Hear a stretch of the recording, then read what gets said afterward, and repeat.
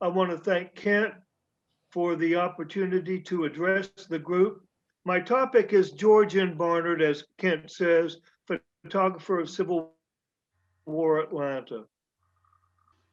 My presentation tonight is based, as Kent says, on my paperback, which was published last year. Marketing begins with immodesty, y'all. So I'll excerpt a couple of three reviews. When you have the president of the Center for Civil War Photography liking your book, that's a good thing. David Evans, the Civil War historian, liked the coverage of the Atlanta campaign, and Gordon Jones of the Atlanta History Center liked its readability and clarity of photograph. By the way, America's Civil War published a portfolio of Barnard photographs featuring Atlanta's fortifications in its issue a year ago. This is Fort Hood. We'll talk more about that. My main source for this talk is Keith Davis's excellent book, George N. Barnard, Photographer of Sherman's Campaign, especially part 3, Barnard's post-war photographic views of Sherman's campaign, about which more anon.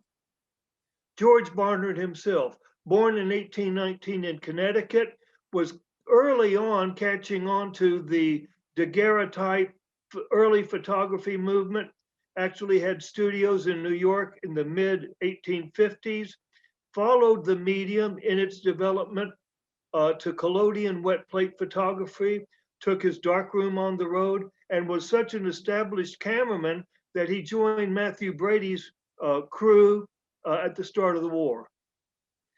We know from Keith Davis's work that with a guy named Gibson, he took photographs of the Bull Run in Washington area. But if you'll remember, Brady put his name on all photographs of all of his cameramen, so we don't know if this one, the famous Quaker gun, was taken by Barnard. Keith Davis believes that it was.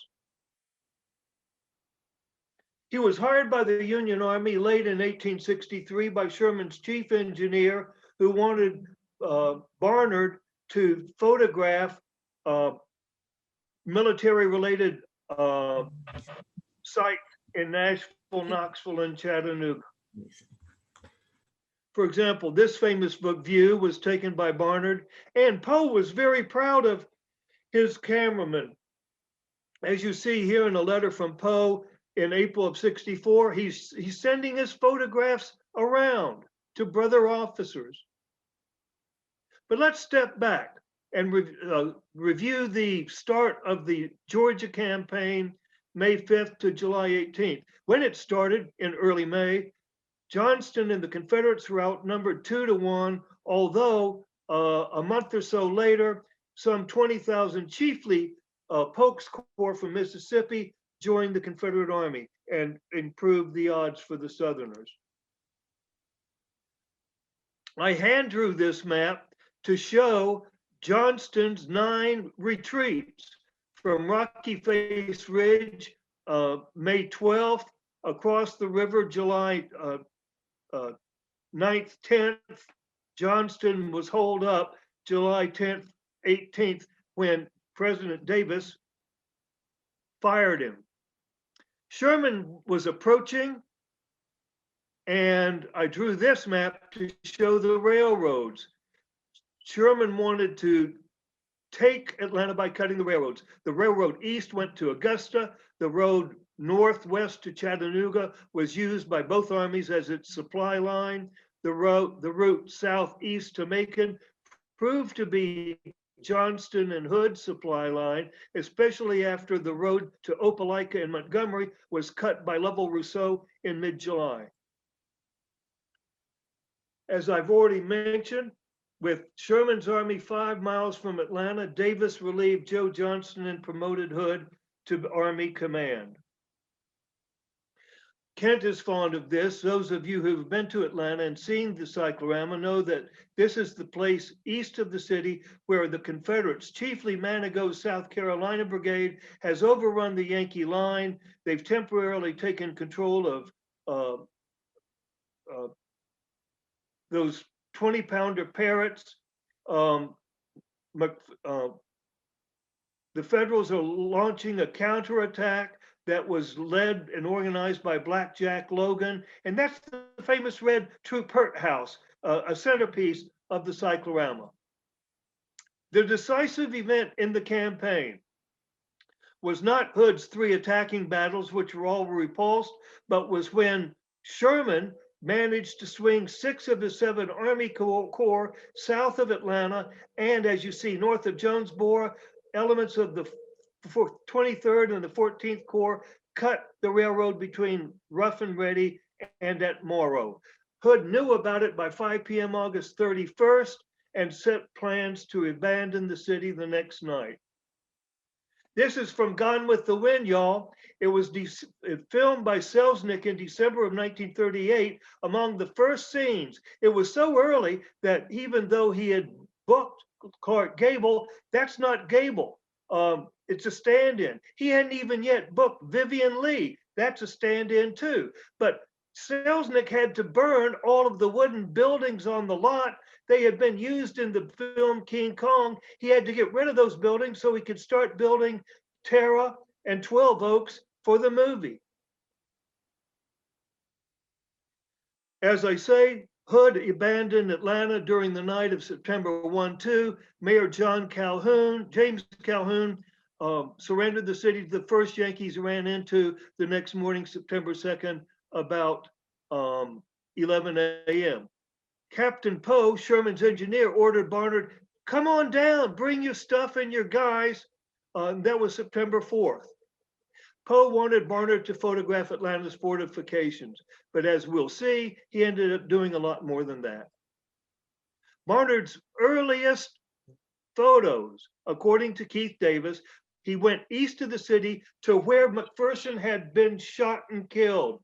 Union soldiers who retrieved his body tacked a little sign to a tree, so Barnard knew exactly where to go. This view was taken in mid-September, and you can see battle stuff still, and vestiges still there. He also went not too far away to take a photograph of the blown up train when Hood blew up the Army's reserve ordnance. The Confederates also burned the big rolling mill. Those are the smokestacks for the factory. I bet you've seen this picture before. Barnard's wartime work would become the basis of a photographic album he produced in 1866. After the Union occupation of Atlanta, Barnard arrived mid-September and stayed there with Sherman. He traveled with Sherman to Savannah, November, December, but did not follow Sherman into the Carolinas. Rather, he took pictures of Savannah, Charleston, and Columbia before the war ended. In the spring of '66, he began to plan an album of some of these scenes, so he came back to the Chattanooga, Atlanta area and took still more photos. That fall in '66, he started assembling his photographs in about 100 to 150 copies, each of them assembled by hand, and they were so elaborate that they sold for $100 by subscription. You had to be really rich. There are 2 editions of photographic views. One's in Keith Davis's Barnard. A Dover paperback edition appeared about 45 years ago. Barnard took hundreds of photographs while he was in Atlanta, mid-September to mid-November. But so far as I know, there's no definitive listing of them. The Library of Congress, LOC, has about 130. U.S. Military Academy got close to 100, donated by Captain Poe's widow after he died. The Medford Historical Society in Connecticut has a good number. Other institutions such as Gilder Lehrman in New York have smaller collections of Barnardiana, a word that I'm proud to have coined. As I say, Eleanor donated it to the Military Academy Library in '95. The real charm of the Poe bequest was that with it, she donated a typed list of the pictures with captions that had been written by Barnard himself. Example, number 116, view from the rebel fort on Peachtree Street looking north. Keith Davis, author of the biography, sent me a photocopy of the list 30 years ago. It's one of my prized possessions. Barnard's photographs in Atlanta can be said to have fallen into 8 categories. We'll spend a few minutes on each. Atlanta area battlefields. Here's a stereoscopic view where General McPherson was killed. And a word on stereoscopic photography. A little bit of ophthalmologic medical lore. The two eyes see the same item in slightly different images, and those two images are combined in the brain to give the sensation of 3D. It's kind of like those kid viewers when you had looked into a picture and got the sense from the 3D. So the idea was if some machine could be made to let the left eye see only its image and the right eye to see its image, then you could see it in stereo. A British physicist named Wheatstone invented the stereoscope just a generation before the war. Barnard visited the battlefield of Peachtree Creek and took these two scenes of the same area.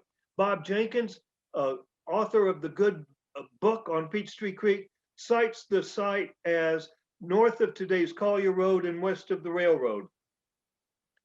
Now, what is neat is he took two views of this battlefield, and in some issues of his photographic views, you see one of them. In other copies of the book, you see the other. Why? Keith Davis figures out. Back then, y'all, the negatives were glass, and he was hand assembling his albums. So Keith figures he probably dropped one of the negatives, and to fill that slot, he had to use the other one. Barnardiana. Let's look at this scene a little bit more closely. You can magnify it thanks to digital photography, and in the headboard to the right of center, we read Captain J.P. Seaman, Company I, 26 Wisconsin Infantry. And Bob Jenkins can verify that the 26th Wisconsin fought here in the Battle of July 20th. Moreover, Captain Seaman's remains were interred a few years after the war, and you can see his headstone in the Marietta National Cemetery. Views in and around the city. We started out with this photograph. It's very well known. That's probably a Union soldier there looking onto the ruins of the train. And note the silent sentinels, the smokestack of the Atlanta rolling mill. But I guess you haven't seen this. It's at West Point. And a friend of mine pointed it to it. We're the first ones, we think, to have printed this. It's in our book, page 112. As I've told Kent, I don't think West Point knows everything it has. Barnard photographed the rebel works north of the city. This is the Ponder House. And look at the damage done on August 9th, in the big day of Sherman's bombardment. A Union signal officer perched in a tree, Lieutenant Hopkins, commented at the end of the day that the big house in front of General Geary's division front had a large hole knocked in it besides being riddled. Barnard captured the Ponder House.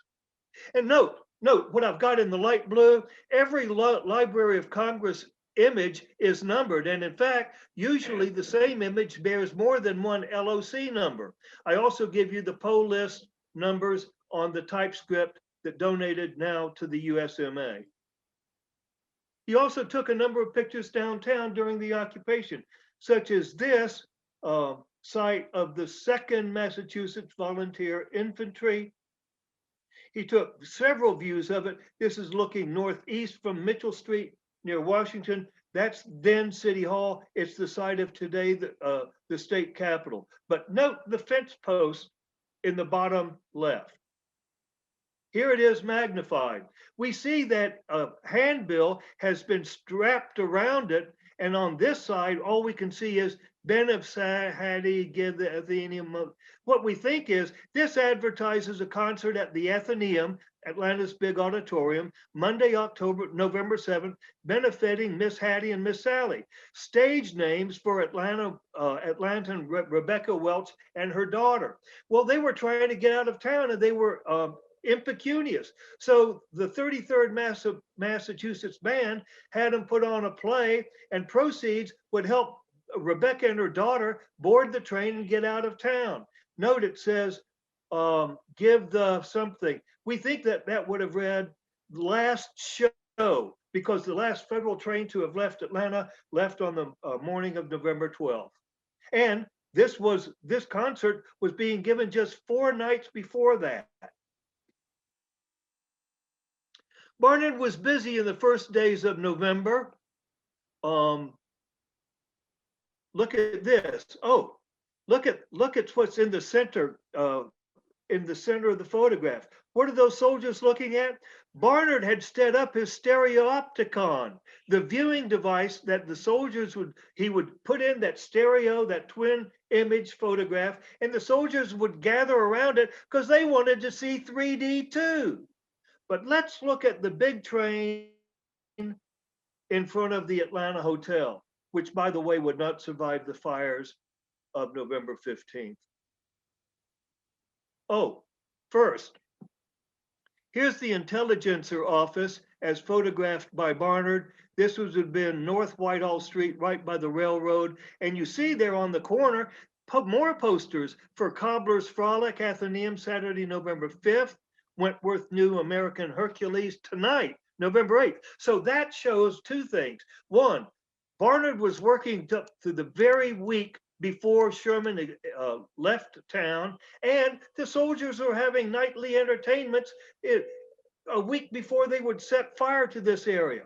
Note, as Kent has observed, Wilbur Kurtz, technical advisor for Gone with the Wind, insisted that Selznick recreate this building as the office of the Atlanta Examiner in the film.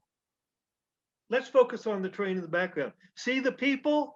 What's the largest group of people to leave Atlanta right before the Federals left? It's the African Americans. They had stayed in the city working as freed people, laborers, washerwomen, cooks, nurses, and they had to get out of town because once Sherman leaves, who comes back?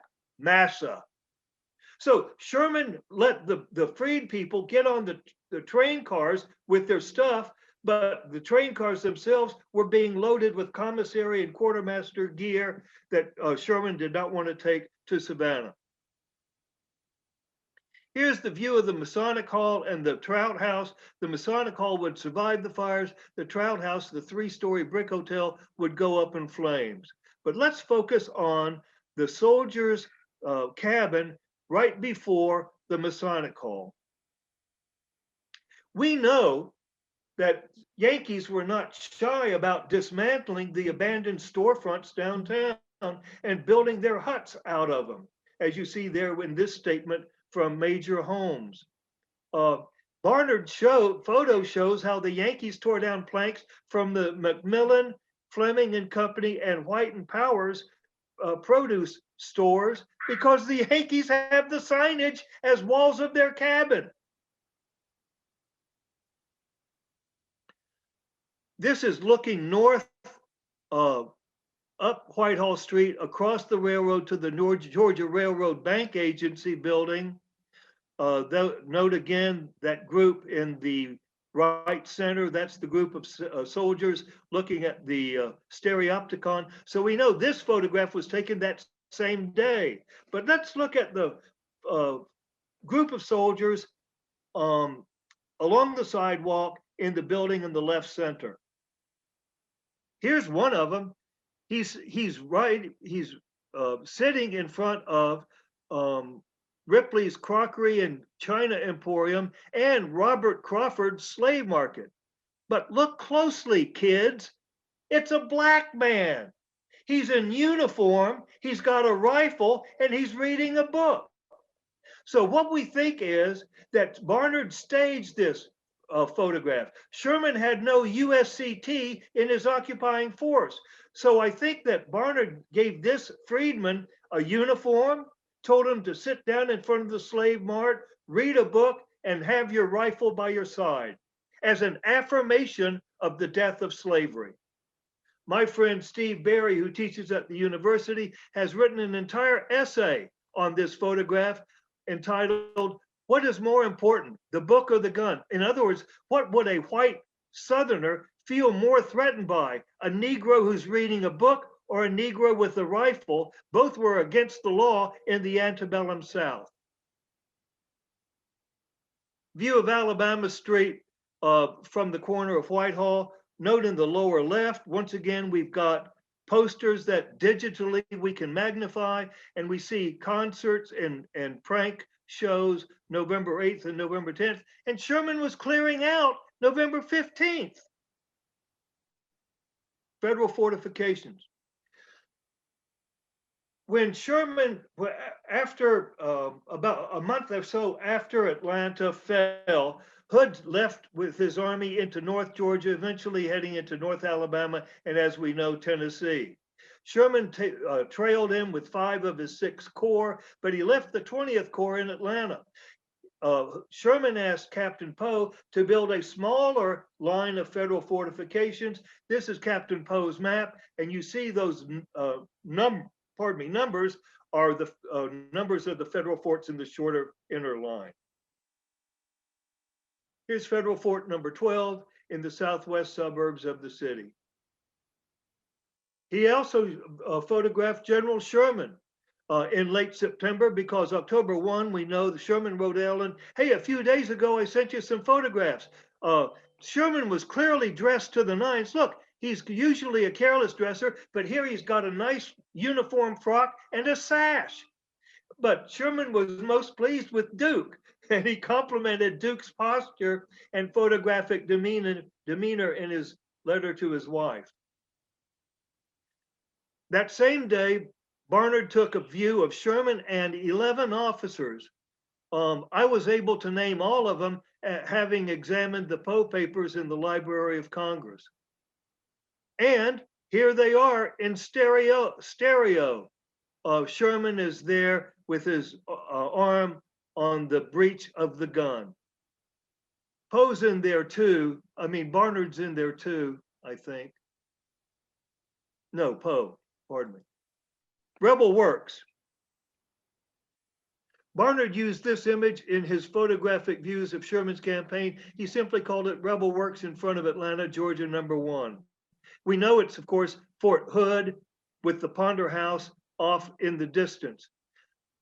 But one of the things that I learned from Keith Davis is in his development of his photographs, kind of like Ted Turner colorized those old black and white films, Barnard would tip in photographs of cloud formations purely for aesthetic appeal.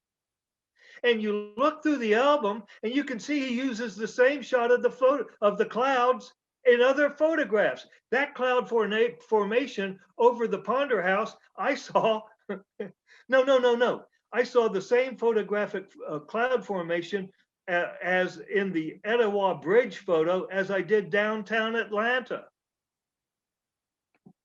Fort Hood was the big fort in the Northwest salient.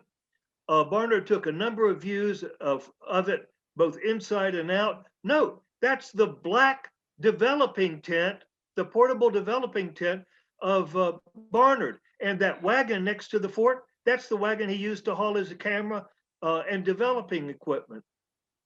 A word on the developing process. Yes, you could do it in the field, but you had to have perfect darkness, and it took at least 10 to 15 minutes to make a single exposure. How far we have come.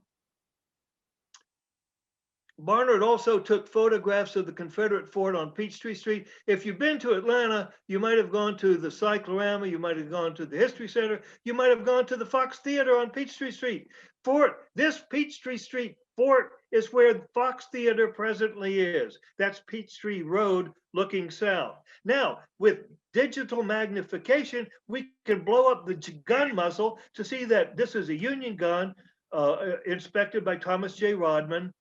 We had the number 211, and Park Service employees located it a few years ago in Chattanooga Military Park. They arranged a swap of the guns, and that gun is now at Kennesaw Mountain. Soldiers inside Confederate fortifications, another genre. Here's the black developing tent. In another view, similar to this one, we know that the shadow cast in the lower right was that of Barnard's equipment wagon. The car shed and downtown railroad facilities. The car shed was 100 feet by 300 feet wide and long. In Gone with the Wind, Kurtz made Selznick recreate the car shed in precisely those dimensions. And that's the centerpiece of the famous scene as you zoom up and you see Confederate soldiers sprawling all around, lying around the car shed. In early November, Barnard documented Sherman's preparations for his march to the sea. Look at the wagon in the center. You magnify that, and it advertises the concert at the Athenaeum November 8th. So that shows you that, one, Sherman is loading up his train, second week of November, and that Barnard is still photographing. We're going to concentrate on that northbound train, because look, once again, who are those? What is that stuff up there? It's the belongings of the fleeing African Americans. And look in center right, those poor people can't get on board. And in fact, you magnify that, that's not only bundles of stuff, intermixed are the actual freed people who are waiting for the train to chug off. Note the cars are empty because that's where the Union commissary and quartermaster officers are going to fill it. In other words, he said to the darkies, I'll put you on top of the train cars, but you're not going to be inside of them. Northern soldiers destroying downtown railroad facilities and buildings.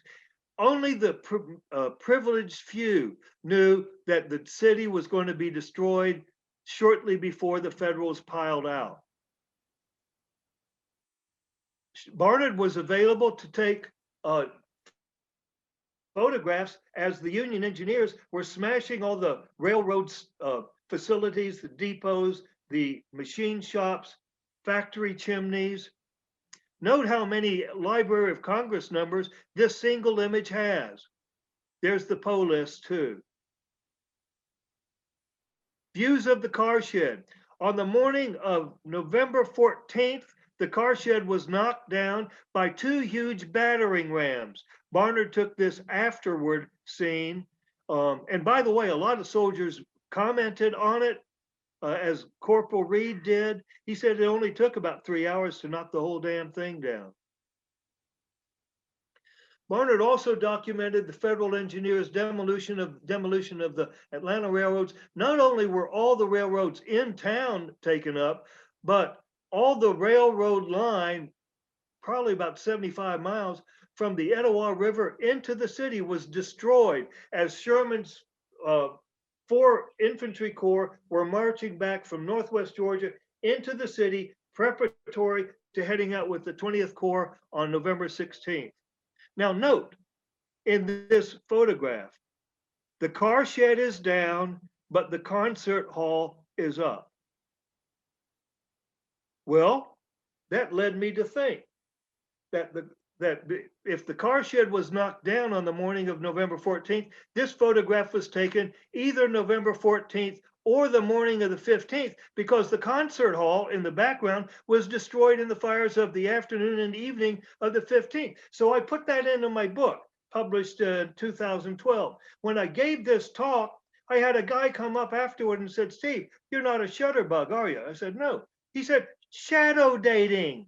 Shadow dating is the process by which you look at the shadow and deduce the time of day. Now, Barnard is taking this picture looking northwest, past the car shed, up Marietta Street to the concert hall, and the shadows are to the right. So what, kids? The sun's on the west side, meaning that he took this photograph on the afternoon of November 14th, 1864. I came home after the meeting. I told this to my Yankee wife. She responded, so what? Conclusion.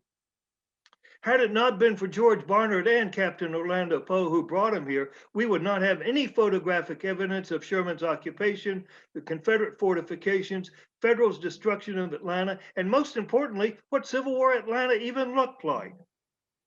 So I want to say thanks a lot, Mr. President, Thanks a lot, Kent. And by the way, kids, if you want to buy me a paperback, send me a check for $23.95. The price of the book retail plus $4 so I can put it in a nice padded envelope and mail it to you at the post office. Mr. President, this concludes my formal remarks, and I will turn it over to you. Thank you very much, Steve. That was that's terrific. I love Barnard's photography, and without it, we wouldn't have known anything about what Atlanta looked like during the war. And it is amazing how much David Selznick, thanks to Wilbur Kurtz, how much he incorporated the scenes Barnard took into of Atlanta into Gone with the Wind. It's absolutely remarkable to see those photographs. You just immediately see the scenes in Gone with the Wind. And but again, thank you very much, Steve. Listen, we're going to open it up for questions. And for those of you who have a question, want to ask a question, there is a chat button down on the bottom of your screen, and you can just punch that and type in your question. And we'll be able to then read those questions and have Steve answer them. Steve, there are a few I have to get it started. Why do you think Captain Poe was so interested in getting Barnard to accompany the army, Sherman's army? What was his motivation? Well, first of all, Poe was a shutterbug. He was very proud of Barnard's work. Remember, it was he who hired Barnard in '63 to come and take photographs of federal-held Nashville, Chattanooga, and Knoxville. But his main purpose in bringing Barnard to Atlanta was to take pictures of fortifications, rebel fortifications. If you'll remember, Atlanta was the second most heavily fortified city in the Confederacy. Poe was an engineer. He wanted a documentary record of the rebel works. And then after he was ordered by Sherman to build that shorter interior line, he wanted Barnard to photograph that too. But as we know, Barnard photographed not only the rebel works and the federal ones, but took a lot of views around the city, both of the buildings, the streets, the car shed, and ultimately the Union engineers wrecking the city. Wow. You mentioned about these photographs being published. When were photographs actually published? How many people have, show of hands, right? How many people have Francis Trevelyan Miller's Photographic History of the Civil War? 10 volumes published in 1911. I have the original. That answers your story, Kent. Not until the turn of the last century did we have the technology to reproduce photographs in print. As late as the 1880s, in Battles and Leaders, what you had to do was you had to take a Barnard photograph and have the New York Century artists work it into a woodcut so it could be reproduced in B&L. So it wasn't until circa 1900 that we could just start doing this both in books and in newspapers in America. Wow. Here's a question from one of our viewers, members. What was the most surprising object you found in examining these photographs? The alternative view of the smokestacks. That absolutely blew me away. And when a friend of mine who was working at the time at the History Center found it, he called me and said, "Steve, are you sitting down?" I said, "Jesse, I am." And he sent it to me. I said, "Jesse, where did you get this?" He said, "West Point. I've just been trawling through their stuff. I don't think they know what they have." Wow. Wow. You speak of advances in digital photography. What advances? Discuss the advances that have been made in digital photography. Twofold. I was a teenager in the centennial. Yes, long of tooth. And back in the old days, when you wanted to magnify a photo book, you took it to Kinko's and pressed 175% with the concomitant loss of clarity. But now you can magnify these things on your laptop and see amazing details, as I have tried to indicate. And the second thing is clarity. I'm going to hold this thing, this relic. This Civil War book came out in 1956, Divided We Fought. Compare the images in a Civil War book of 1956 with what you can see if you just Google George Barnard photographs from the Library of Congress and see what comes up on your laptop. Wow. Wow. You have a question? Steve, tell us a little about the logistics that Barnard had to deal with in the field and in developing his pictures.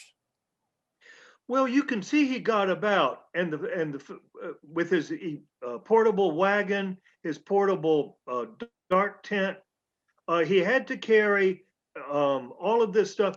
Actually, the logistical challenge facing Barnard was not bringing all that stuff down from Chattanooga, because he could do that on the train.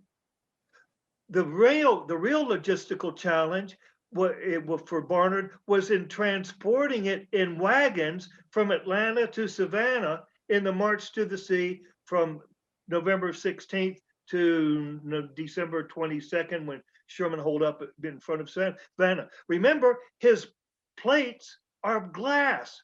His equipment is fragile. His chemicals are in glass vials. You can imagine the packing and careful storage that he made of these things in the wagons. Fortunately, his friend was the chief engineer for Sherman's army. So I'm sure Captain Poe told his quartermaster officers, give this man everything he needs and as many wagons as he wants. Wow. Now, would he have held the copyright on these originally, or was there such a thing then? I think copyright law was developing. What is interesting, and Kent, this reflects on my work to be published next year by the Tennessee Press. Confederates actually had a press association during the war that served them kind of like AP and UPI. The Confederate Press Association began copywriting its articles that it sent out to member newspapers in the fall of '63. The North did not copyright newspaper stuff until into the 20th century. So the Yankees may pick fun of us rebels, but we were zoom ahead of them in certain areas of copywriting. But that doesn't mean that Barnard held copyrights on these things, because copyright law was so primitive in mid, even late 19th century America. Yeah. Steve, after Savannah, the fall of Savannah, where did Barnard go from there? He stayed around Savannah a little bit, went to Charleston, went to Columbia, was taking pictures of them, of those cities in March of '65. When the war ended, he went back to New York. He began thinking about this photographic album. So he returned in the spring of '66, not only to Atlanta, but to Savannah and Charleston and Columbia to take more pictures. So one of the challenges in the Barnard photographic history is to deduce, well, was this image in fall of '64, or was it in the spring of '66? Mm-hmm. Wow. Wow. Anything else? How many takes do you think Sherman insisted that he do of his profile there on Duke? Or in those days, they just did one I don't take? know. Yeah. You know what? Sherman may have been, he was always impatient. So he probably sat for just one. But George Barnard's usual means of work was to take more than one view, especially important views, for at least the mechanical reason that if one plate dropped and broke, he'd have duplicates and alternatives. Yeah. Yeah. Oh, that's all I've Well, got. okay. Well, Steve, listen, thank you very much for visiting with us. I want everyone again to know his book, 100 Significant Civil War Photographs of the Atlanta Campaign, is really worth getting because it is really worth looking at all the photographs yourself. These are all the George Barnard photographs that he has collected on the Atlanta campaign. And again, Steve, thank you so much Kent, for. thank you. Thank you, everybody. You could be watching TV and having a drink, but no, we're talking about the war. Yeah, I want to remind everybody our March meeting will have Peter Carmichael. You know Peter, Steve. Yeah, say hi.